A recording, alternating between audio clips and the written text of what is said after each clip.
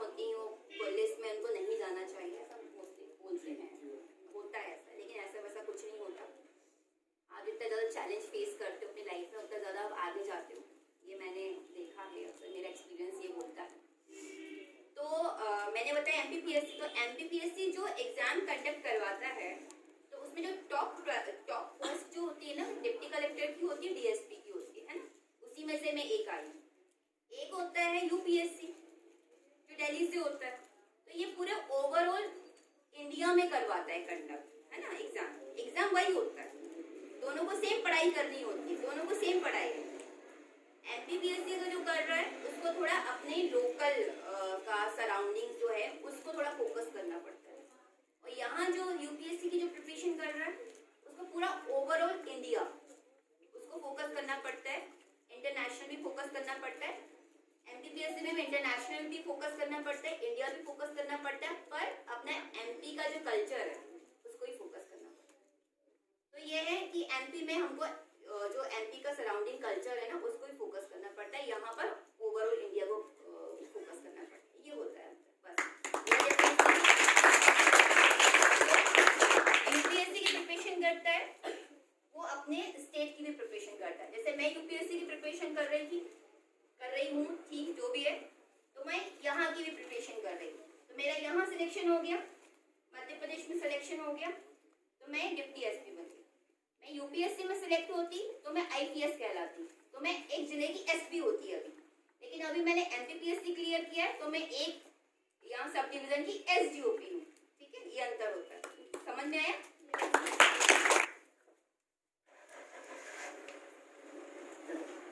मैं बताऊँ अपने बारे में? मैं मेरे घर पे तीसरी लड़की हूँ, मेरे घर पे कोई भाई नहीं है, मेरे फादर, मेरे नाना जी, मेरे दादाजी सारे लोग पुलिस में ही रहे हैं। मैं एक पहली ऐसी लड़की हूँ जो इस पद पर आई हूँ डायरेक्ट, है ना, इतने बड़े पद पर मैं पहली बार, मैं एक अकेली लड़की हूँ। हालांकि मेरे नाना जी, दादाजी ये प्रमोटेड DIG और ये सब रहे हैं, लेकिन प्रमोटेड है, ओनली प्रमोटेड है, ठीक है। मैं ही एक ऐसे लड़की हूँ जो डायरेक्ट DSP पद पर आई हूँ। मेरे फादर एक आरक्षक से लेकर निरीक्षक तक गए हैं, तो उन्होंने जब मेरा सिलेक्शन हो गया तो उन्होंने BRS ले लिया, माने क्या बोलते हैं उसको हिंदी में, क्या बोलते हैं BRS को, खुद की मर्जी से रिटायरमेंट ले लेना, क्योंकि मेरा हो चुका था, इसीलिए उन्होंने बोला अब क्या करना, लड़की तो है कर लेगी। मेरा कोई भाई नहीं, लेकिन मेरे जो शुरू से बचपन से एक सपना रहा था कि मैं सिविल सर्विस की प्रिपरेशन करूंगी, वो मैंने किया भी। किसी ने मुझे कहा था, मैं क्लास 8 में थी, तो किसी ने मुझे कहा कि यार तुम बहुत इंटेलिजेंट हो, तुम PSC की तैयारी करना। अब मुझे नहीं पता था PSC होता क्या है, P भी नहीं पता था उसका उस वक्त मुझे होता क्या है। मैंने बोला ठीक है, आफ्टर 12th में PSC करूँगी। देन फिर मुझे किसी ने कहा कि तुम्हें पता है TSC के लिए ना ग्रेजुएशन होना बहुत ज़रूरी होता है। अच्छा, उस समय तो मुझे पता भी नहीं था कि ऐसा होता है। फिर मैंने ग्रेजुएशन किया, ग्रेजुएशन कंप्लीट हुआ, उसके बाद फिर मैंने PSC की प्रिपरेशन स्टार्ट कर दी।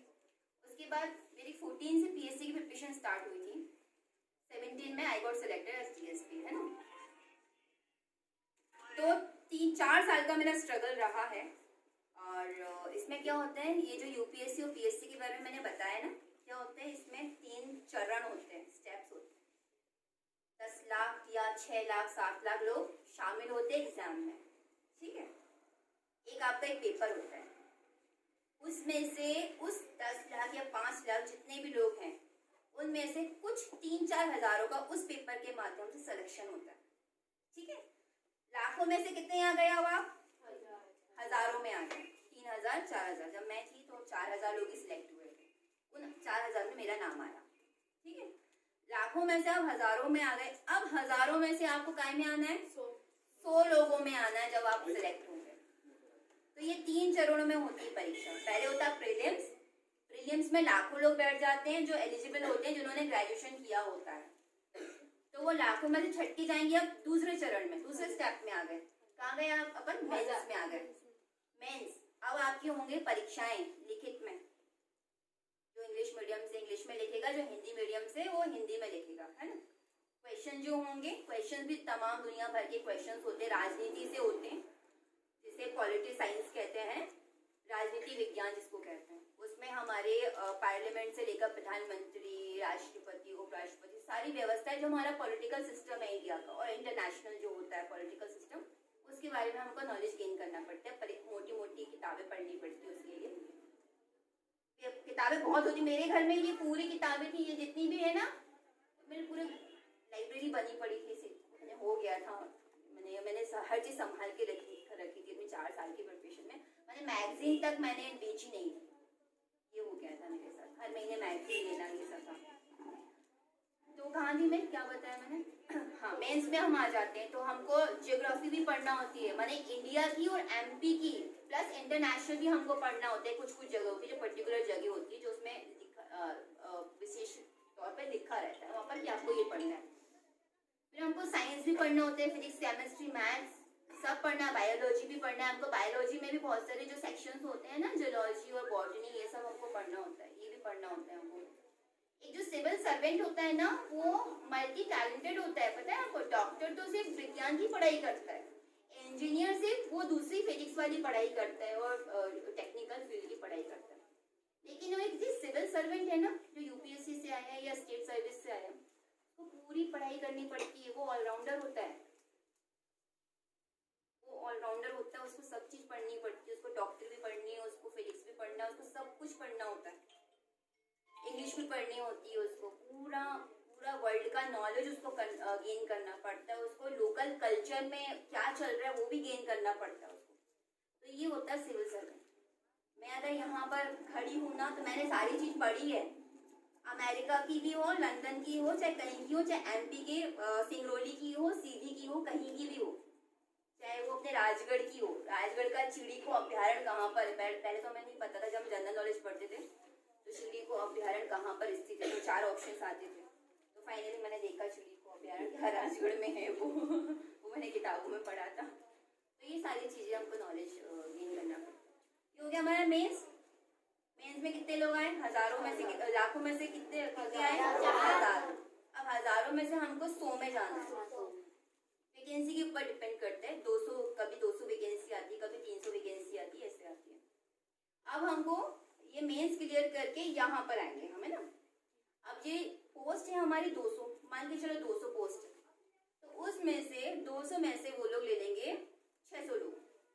600 लोगों को इंटरव्यू के लिए बुलाएंगे। वो देख रहे हो, ये क्रॉस करके आए, इस पे आया, अब इस पे आए, है ना। अब इंटरव्यू आ गया। इंटरव्यू में हमारा पैनल बैठा हो 5 लोगों का।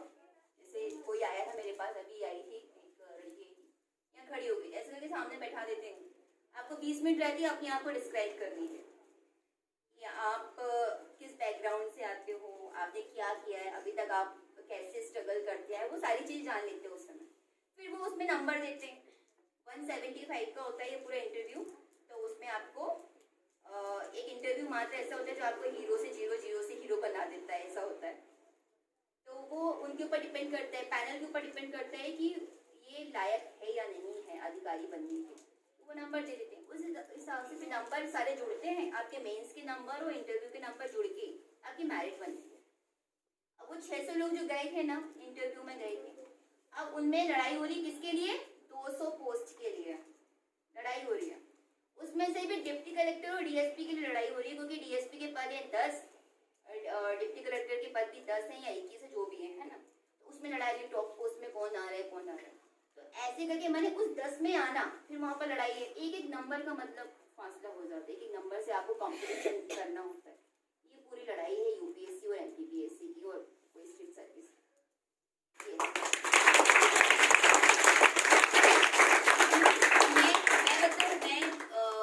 मैं 8वीं लड़की हूँ एमपी में, और मैं डिप्टी एसपी बनी हूँ। तो मेरे लिए मेंस में भी अच्छे नंबर थे, और इंटरव्यू में तो मतलब मेरे हाईएस्ट नंबर थे, तो मिल गया, जो होना था हो गया।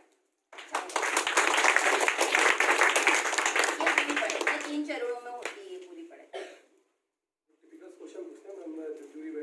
हाँ, वो ऐसे कुछ नहीं पूछती कि आपको फंसाते हैं जी।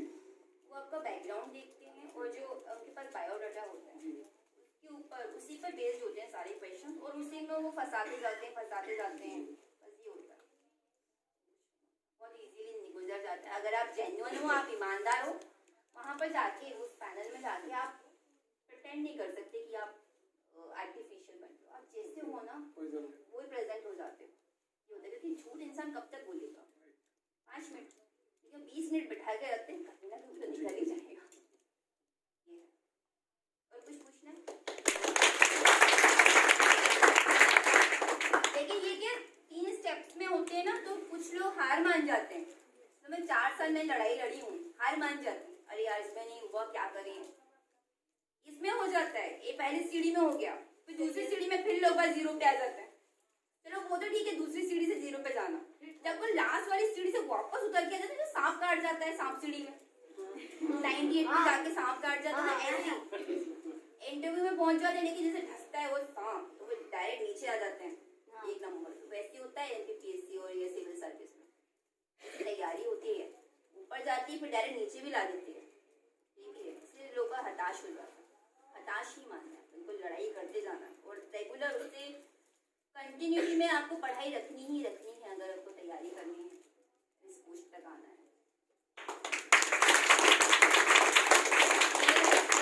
सिविल सर्विस की प्रिपरेशन है ना, पेशेंस मांगती है, वो पेशेंस और अपनी फैमिली का सपोर्ट बहुत ज़रूरी होता है और अपने ऊपर विश्वास बहुत ज़रूरी होता है।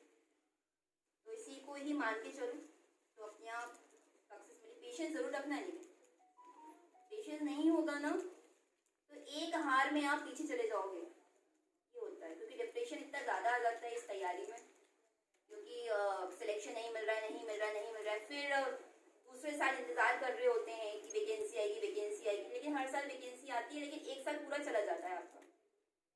एक साल तो मांगता ही मांगता है ये पढ़ाई जो, इसलिए मेरे को 4 साल तो लगे इसी चक्कर में। मेरा यही हो रहा था, यहाँ जाती हूँ वापस नीचे, वापस नीचे, वापस नीचे, ऐसे से हो रहा था। तो जैसे मैं गई, मेरा फर्स्ट इंटरव्यू था वो, जैसे मैं इंटरव्यू में गई, मैं बन गई, लेकिन हार नहीं मानी मैंने, हार नहीं मानी। चैलेंजेस, लाइफ अगर है तो चैलेंजेस तो आने ही हैं, कुछ भी हो जाए उसको फेस करना अपना काम है और आपको फेस करना ही है, कुछ भी हो जाए, तभी आप सक्सेस प्राप्त कर पाओगे, वरना नहीं। जिसने हार मान ली वो तो गया। हार नहीं मानना है लाइफ में ना, कोई हार नहीं मानेगा।